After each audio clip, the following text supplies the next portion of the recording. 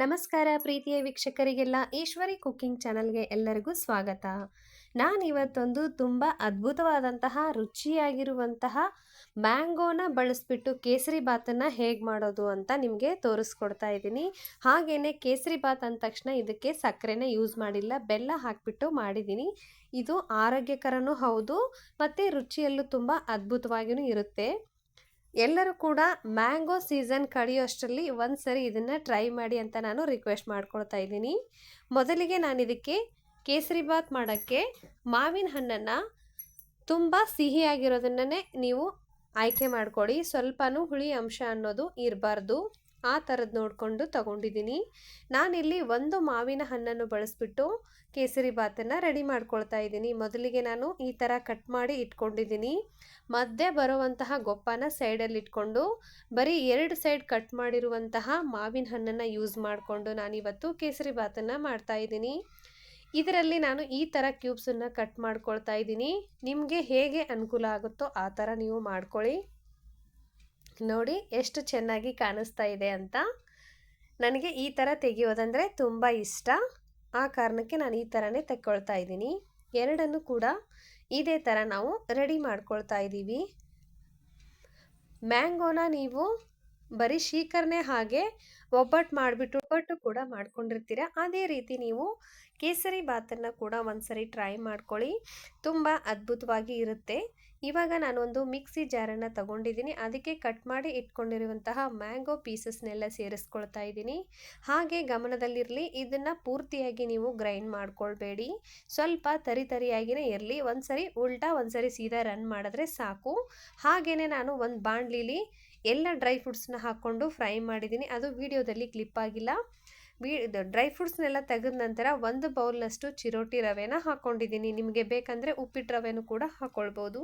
ಚಿರೋಟಿ ರವೆ ಯೂಸ್ ಮಾಡಿ ಮಾಡೋದ್ರಿಂದ ತುಂಬ ಸಾಫ್ಟಾಗೂ ಇರುತ್ತೆ, ಬಾಯಲ್ಲಿಟ್ಟರೆ ಬೆಣ್ಣೆ ಥರ ಹಾಗೆ ಕರಗೋಗುತ್ತೆ.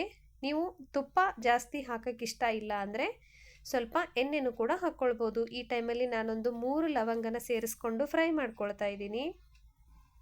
ರವೆ ಚೆನ್ನಾಗಿ ಫ್ರೈ ಮಾಡಬೇಕು, ಹಸಿ ಬಿಸಿಯಾಗಿ ಇರಬಾರ್ದು. ನಾವು ಯಾವ ಕಪ್ಪಲ್ಲಿ ರವೆನ ತೊಗೊಂಡಿದ್ದೀವೋ ಅದರಲ್ಲಿ 1 ಕಪ್ನಷ್ಟು ಬೆಲ್ಲನ ತಗೊಳ್ತಾ ಇದ್ದೀನಿ. 1 ಕಪ್ಪಿಗೆ ಸ್ವಲ್ಪ ಕಡಿಮೆನೇ ಇದೆ. ನೀವು ಸ್ವೀಟ್ ಜಾಸ್ತಿ ಇಷ್ಟಪಡೋರಾದರೆ 1 ಕಪ್ಪು ಪೂರ್ತಿಯಾಗಿ ತಗೊಳ್ಳಿ. ಈ 1 ಕಪ್ ಬೆಲ್ಲವನ್ನು ಒಂದು ಪಾತ್ರೆಗೆ ಹಾಕ್ಕೊಳ್ತಾ ಇದ್ದೀನಿ, ಬೆಲ್ಲದಲ್ಲಿರುವಂತಹ ಕಸರನ್ನು ರಿಮೂವ್ ಮಾಡೋಕ್ಕೆ.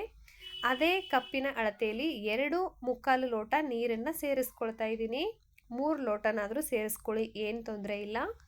ನಾನಿವಾಗ 1 ಕಪ್ಪು ನೀರನ್ನು ಹಾಕಿದ್ದೀನಿ, ಹಾಗೆಯೇ 2ನೇ ಕಪ್ಪನ್ನು ಹಾಕ್ಕೊಳ್ತಾ ಇದ್ದೀನಿ. 2 ಕಪ್ಪಿನ ಮೇಲೆ ಒಂದು ಸ್ವಲ್ಪ ಇಷ್ಟು ಹಾಕ್ತಾ ಇದ್ದೀನಿ, ಸಾಕು. ಇಷ್ಟು ಹಾಕಿದ್ರೆ ಇವಾಗ ಇದನ್ನು ಗ್ಯಾಸ್ ಸ್ಟವ್ ಮೇಲೆ ಇಟ್ಕೊಂಡು ಚೆನ್ನಾಗಿ ಕುದಿಸ್ಕೊಳ್ಬೇಕಾಗತ್ತೆ.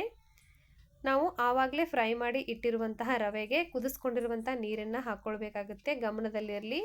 ಈ ಟೈಮಲ್ಲಿ ಗ್ಯಾಸ್ ಸ್ಟವ್ನ ಕಂಪ್ಲೀಟಾಗಿ ಆಫ್ ಮಾಡಿ ನೀರು ಹಾಕಿ ನಂತರ ಗ್ಯಾಸ್ ಸ್ಟವ್ನ ಆನ್ ಮಾಡ್ಕೊಳ್ಳಿ. ಈ ಥರ ಕಲಸಿದ ಮೇಲೆ ಗ್ಯಾಸ್ ಸ್ಟವ್ನ ಆನ್ ಮಾಡ್ಕೊಳ್ಳಿ. ಗ್ಯಾಸ್ ಸ್ಟವ್ನ ಆನ್ ಇಟ್ಕೊಂಡು ನೀವು ನೀರು ಹಾಕಿದ್ರೆ ಖಂಡಿತವಾಗಿ ಇದು ಗಂಟಾಗೋ ಚಾನ್ಸಸ್ ಇರುತ್ತೆ. ಇವಾಗ ಗ್ಯಾಸ್ ಸ್ಟವ್ನ ಮೀಡಿಯಮಲ್ಲಿ ಇಟ್ಕೊಂಡು ಚೆನ್ನಾಗಿ ಬೇಯಿಸ್ಕೊಳ್ಬೇಕಾಗುತ್ತೆ. ನೋಡಿ, ಈ ಥರ ಸಣ್ಣ ರವೆ ಆಗಿರೋದ್ರಿಂದ ಗಂಟಾಗೋ ಚಾನ್ಸಸ್ ಇರುತ್ತೆ. ಆ ಕಾರಣಕ್ಕೆ ನೀವು ಸ್ವಲ್ಪ ಹೊತ್ತು ಒಂದು 2 ನಿಮಿಷಕ್ಕೆ ಒಂದ್ಸರಿ ಇದನ್ನು ಚೆನ್ನಾಗಿ ಕಲಿಸ್ಕೊಳ್ಬೇಕಾಗುತ್ತೆ. ಈ ಥರ ಪಟ ಅಂತ ಚೆನ್ನಾಗಿ ರವೆ ಕುದೀತಾ ಇದೆ ಅಂದರೆ ಅದು ಪರ್ಫೆಕ್ಟಾಗಿ ನಿಮಗೆ ಕೇಸರಿ ಬಾತ್ ರೆಡಿ ಆಗುತ್ತೆ ಅಂತಲೇ ಅರ್ಥ. ನೋಡಿ, 2 ನಿಮಿಷಕ್ಕೊಂದ್ಸರಿ ಈ ಥರ ಕೈ ಬಿಡದಂಗೆ ಚೆನ್ನಾಗಿ ಇದನ್ನು ಕಲಿಸ್ಕೊಳ್ಬೇಕಾಗುತ್ತೆ. ಇವಾಗ ಇದು ಒಂದು 80% ರೆಡಿಯಾಗಿದೆ. ನಾನು ನಿಮಗೆ ತೋರಿಸ್ತಾ ಇದ್ದೀನಿ ನೋಡಿ, ಈ ಥರ ಆದರೆ ಸಾಕು. ನಿಮಗೆ ಇನ್ನೂ ತೆಳು ಬೇಕು ಅಂತ ಅಂದರೆ ಇನ್ನೂ ಸ್ವಲ್ಪ ನೀರನ್ನು ಆ್ಯಡ್ ಮಾಡ್ಕೊಳ್ಳಿ. ಇವಾಗ ನಾನು ಯಾವ ಕಪ್ಪಲ್ಲಿ ರವೆನ ತೊಗೊಂಡಿದ್ದೀನೋ ಅದೇ ಕಪ್ಪಲ್ಲಿ 1 ಬೌಲ್ನಷ್ಟು ಮಾವಿನಕಾಯಿನ ಏನು ನಾನು ಮಿಕ್ಸಿ ಜಾರ್ಗೆ ಹಾಕ್ಕೊಂಡು ಗ್ರೈಂಡ್ ಮಾಡಿದ್ದೆ ಅದನ್ನು ತೊಗೊಂಡಿದ್ದೀನಿ. ನೋಡಿ, ಈ ಥರ ತರಿಯಾಗಿ ಇರಬೇಕು. ನಾವು ಕೇಸರಿ ಬಾತು ತಿನ್ನಬೇಕಾದ್ರೆ ಆವಾಗವಾಗ ಅದು ನಮಗೆ ಫ್ಲೇವರ್ ಕೊಡುತ್ತೆ ತಿನ್ನಬೇಕಾದ್ರೆ. ಇವಾಗ ಇದನ್ನು ಚೆನ್ನಾಗಿ ಈ ಕೇಸರಿ ಬಾತ್ ಜೊತೆ ಮಿಕ್ಸ್ ಮಾಡಬೇಕಾಗುತ್ತೆ. ನಾವು ಮಾಡ್ಕೊಂಡಿರುವಂಥ ಮಾವಿನಕಾಯಿದ ರಸಾಯನ ಕೂಡ ಇದರಲ್ಲಿ ಚೆನ್ನಾಗಿ ಮಿಕ್ಸ್ ಮಾಡ್ಕೊಳ್ಬೇಕಾಗತ್ತೆ. ಯಾವುದೇ ಕಾರಣಕ್ಕೂ ಗ್ಯಾಸ್ ಫ್ಲೇಮ್ನ ಹೈ ಇಟ್ಕೊಳ್ಳೋಕೆ ಹೋಗಬೇಡಿ, ಪೂರ್ತಿ ಕಡಿಮೆನೇ ಇರಲಿ. ಇದಕ್ಕೆ ನಾನು ಏಲಕ್ಕಿ ಪೌಡ್ರನ್ನ ಸೇರಿಸ್ತಾ ಇಲ್ಲ, ಯಾಕಂದರೆ ಮ್ಯಾಂಗೋ ಯೂಸ್ ಮಾಡಿ ಮಾಡೋದ್ರಿಂದ ಏಲಕ್ಕಿ ಪೌಡ್ರ್ ಹಾಕಿದ್ರೆ ಮ್ಯಾಂಗೋ ಫ್ಲೇವರ್ ಹೋಗುತ್ತೆ ಅನ್ನೋ ಒಂದು ಕಾರಣಕ್ಕೆ ನಾನು ಏಲಕ್ಕಿ ಪೌಡ್ರನ್ನ ಸೇರಿಸಿಲ್ಲ. ಹಾಗೆ ನಾನು ಫ್ರೈ ಮಾಡಿ ಇಟ್ಕೊಂಡಿರುವಂತಹ ಡ್ರೈ ಫ್ರೂಟ್ಸ್ನ ಸೇರಿಸ್ತಾ ಇದ್ದೀನಿ. ನಿಮಗೆ ಇನ್ನೂ ಯಾವುದಾದ್ರೂ ಡ್ರೈ ಫ್ರೂಟ್ಸ್ ಬೇಕಂದರೆ ಅದನ್ನು ಕೂಡ ಇದ್ರ ಜೊತೆ ನೀವು ಸೇರಿಸ್ಕೊಳ್ಬೋದು. ಡ್ರೈ ಫ್ರೂಟ್ಸ್ ಹಾಕಿದ ನಂತರ ಸ್ವಲ್ಪ ಇದನ್ನು ಹಾಗೆ ಕಲಿಸ್ಬೇಕಾಗತ್ತೆ. ಗ್ಯಾಸ್ ಫ್ಲೇಮ್ ಕಡಿಮೆ ಇರಲಿ.